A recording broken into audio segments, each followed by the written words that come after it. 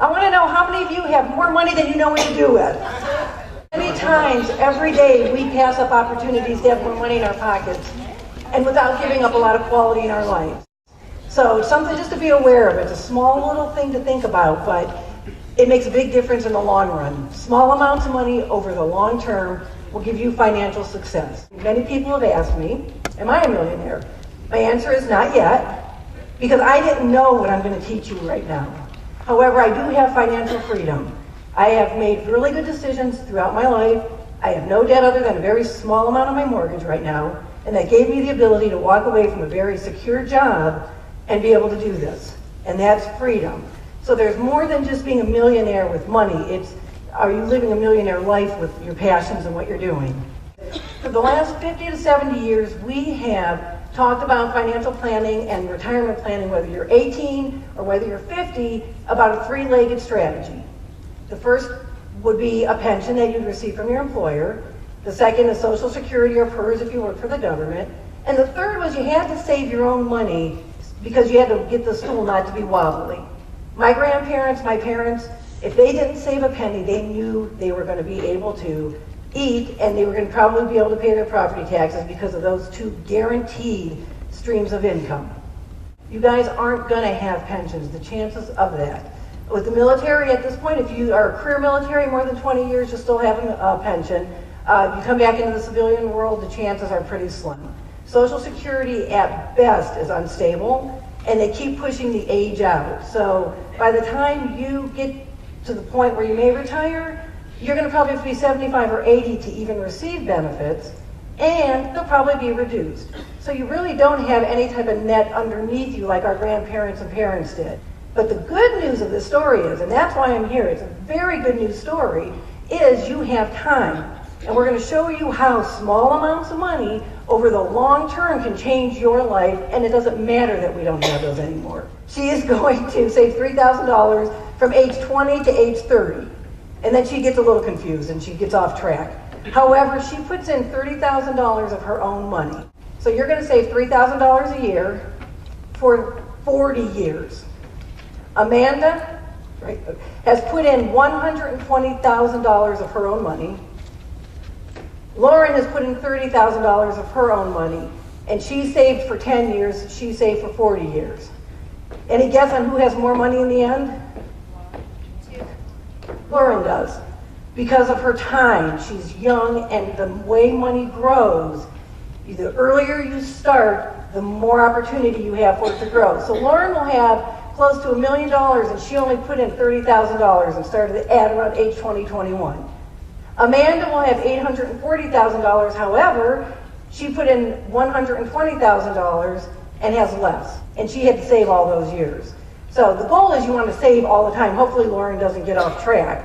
But the point is to show you that the younger you are, the better opportunity. We'll do one more quick one, girls. If I offered you a penny and I doubled it every single day for 31 days, so 1 cent, 2 cents, 4 cents, 8 cents, or I gave you a check for $50,000 right now, what would you want to take?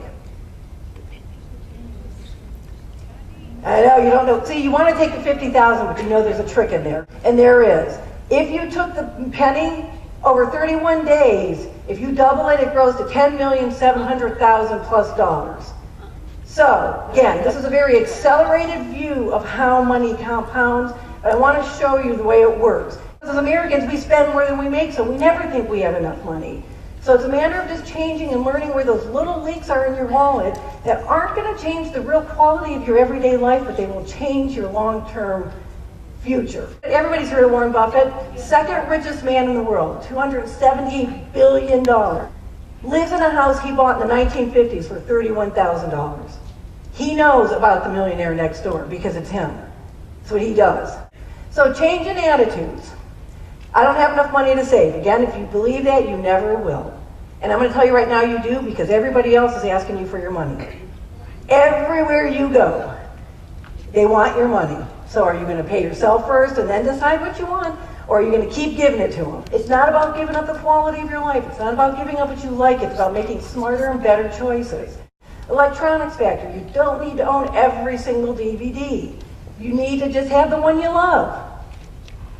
So what is your true financial concern? It is running out of money. The actuary charts, when we do planning for people, is 92 years old. So, you don't have a net underneath you, potentially. You want to retire at 65 or 70. What are you going to do for 20 years? Where's your food coming from? Where's your property? How are you paying your property tax? Let alone the fun, the travel, all the things that we work so hard to get to so we can retire and do what we want to do. It's a real concern. You start now, small amounts of money, over the long term will equal so much success. And if we end up having one of those nets underneath you, then you have more money and you can give back and you can do. This isn't about being cheap. This isn't about not doing your part. And throughout your whole life, you want to pay your share. You want to give back to society. It's about a balanced way to live your life. Not about being cheap and just thinking about yourself, but making choices. So you're going to make the choice. Are you going to spend your money on clothes, DVDs, cell phones, electronics, fast food, or are you going to spend it on yourself? So live in the dream.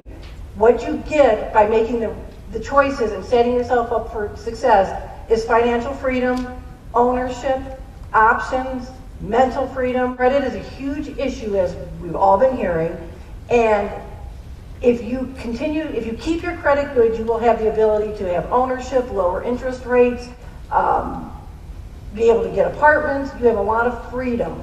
If you mess up your credit by having credit cards, by not paying your bills, by ignoring creditors, you can lose clearances with your jobs. You can be totally not picked as a person to be hired because employers are looking at that.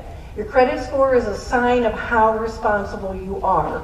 And I do go into how to keep your credit good, and if not, how to start to repair it. So I want to thank you all very much. I wish you much success on the Group 7. Please stop by.